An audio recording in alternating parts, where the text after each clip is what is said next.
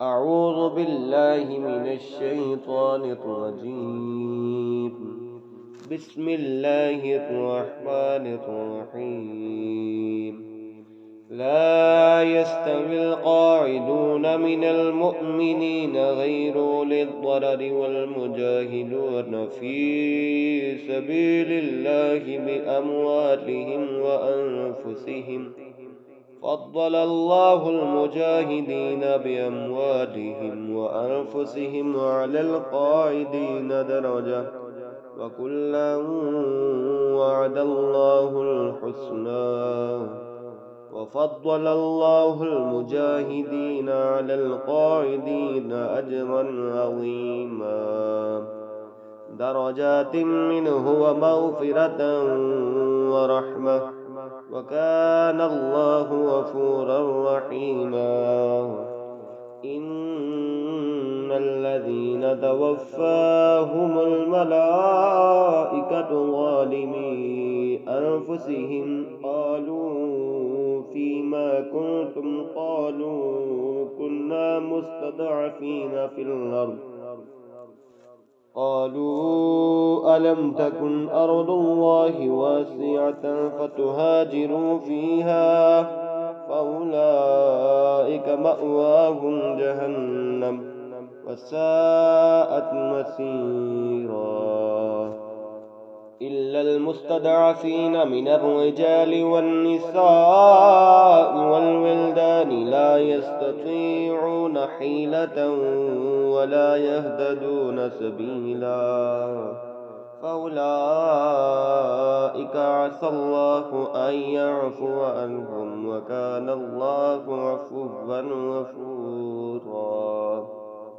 ومن يهاجر في سبيل الله يجد في الأرض مراغما كثيرا وسعة، ومن يخرج من بيته مهاجرا إلى الله ورسوله ثم يدركه الموت فقد وقع أجره على الله، وكان الله غفورا رحيما.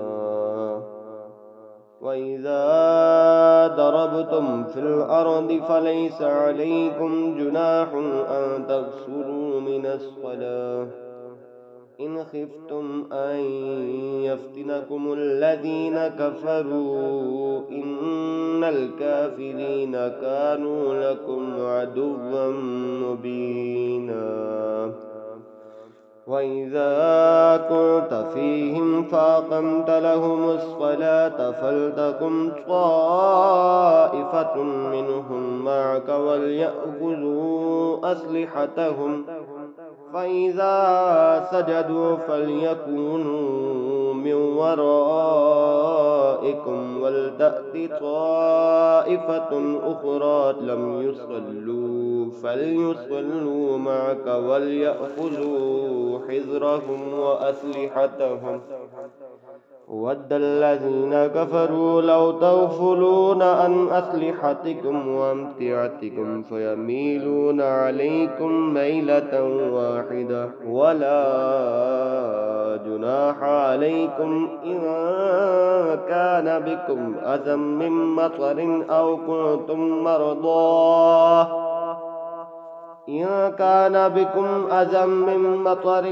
كنتم مرضى أن تضعوا أسلحتكم وخذوا حذركم، إن الله أعد للكافرين عذابا مهينا. فإذا قضيتم الصلاة فاذكروا الله قياما وقعودا وعلى جنوبكم، فإذا اطمأننتم فأقيموا الصلاة إن الصلاة كانت على المؤمنين كتابا موقوتا. ولا تهنوا في ابتغاء القوم إن تكونوا تألمون فإنهم يألمون كما تألمون، وترجون من الله ما لا يرجون، وكان الله عليما حكيما إنا أنزلنا إليك الكتاب بالحق لتحكم بين الناس بما أراك الله ولا تكن للخائنين حسيما واستغفر الله إن الله كان غفورا رحيما ولا تجادل عن الذين يختانون أنفسهم إن الله لا يحب من كان خوانا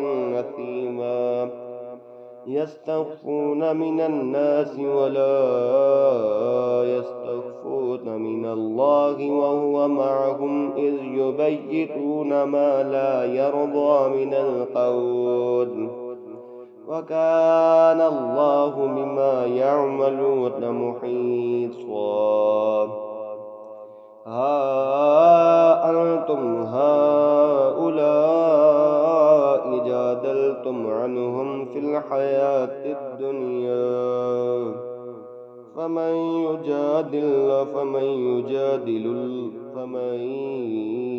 يجادل الله عنهم يوم القيامة أم من يكون عليهم وكيلا ومن يعمل سوءا أو يظلم نفسه ثم يستغفر الله يجد الله غفورا رحيما ومن يكسب إثما فإنما يكسبه على نفسه وكان الله عليما حكيما ومن يكسب خطيئة أو إثما ثم يرمي به بريئا فقد احتمل بهتانا وإثما مبينا ولولا فضل الله عليك ورحمته لهمت طائفة منهم أن يضلوك وما يضلون إلا أنفسهم وما يضرونك من شيء وأنزل الله عليك الكتاب والحكمة وعلمك ما لم تكن تعلم وكان فضل الله عليك عظيما لا خير في كثير من نجواهم إلا من أمر بصدقة أو معروف أو إصلاح بين الناس ومن يفعل ذلك ابتغاء مرضات الله فسوف نؤتيه أجرا عظيما ومن يشاقق الرسول من بعد ما تبين له الهدى ويتبع غير سبيل المؤمنين نوله ما تولى ونصله جهنم وساءت مصيرا آمنت بالله صدق الله